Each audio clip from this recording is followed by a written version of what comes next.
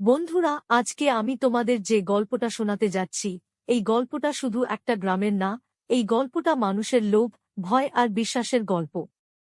এই গল্পটা শুনে হয়তো তোমরা ভাববে, জাদু কি সত্যিই আছে, নাকি জাদুর নাম করে মানুষের মনের অন্ধকারটাই বড় হয়ে ওঠে। গল্পের শুরু চরখিয়াঘাট নামে এক নিভৃত গ্রাম থেকে। গ্রামটা নদীর একদম পাশে। বর্ষাকালে নদী ফুলে ওঠে, আর শীতকালে চর জেগে উঠে সাদা বালির মাঠ হয়। দিনের বেলায় গ্রামটা একদম সাধারণ, কিন্তু রাত নামলেই গ্রামের মাঝখানে থাকা পুরনো বটগাছটার চারপাশে একটা অদ্ভুত নীরবতা নেমে আসে। এই বটগাছটার নিচেই আছে সেই হারিকেন। লোকেরা একে বলে জাদুর হারিকেন। কেউ জানে না কে প্রথম এটা এনেছিল, কেউ জানে না কখন থেকে এটা জ্বলে।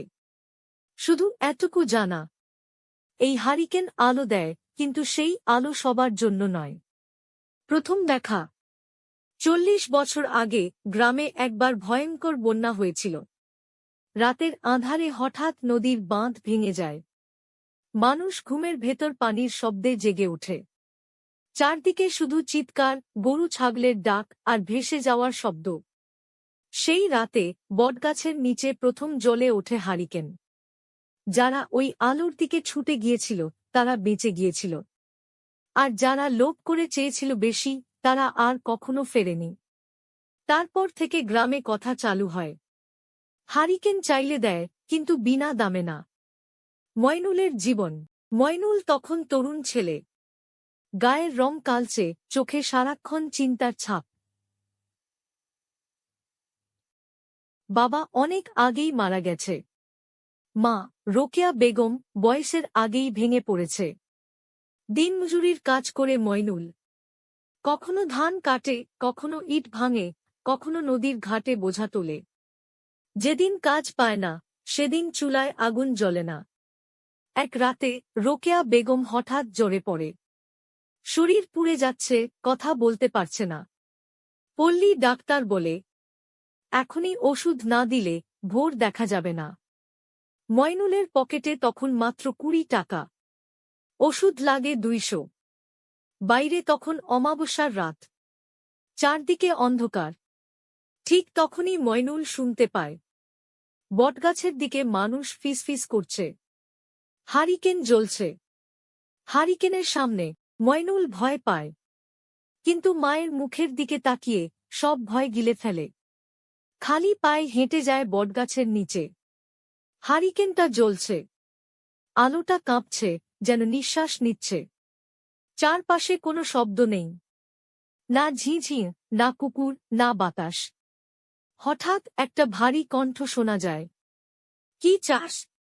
ময়নুল গলা শুকিয়ে গিয়ে বলে, আমার মাকে বাঁচাও। কিছুক্ষণ নীরবতা। তারপর কণ্ঠটা আবার বলে, দাম দিতে পারবি? ময়নুল মাথা নিচু করে বলে, যা লাগে নাও।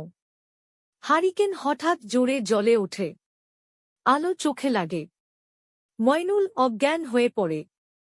ভোরবেলা ময়নুলের ঘুম ভাঙে। সে দেখে, মা উঠে বসে আছে। জ্বর নেই, কণ্ঠ পরিষ্কার।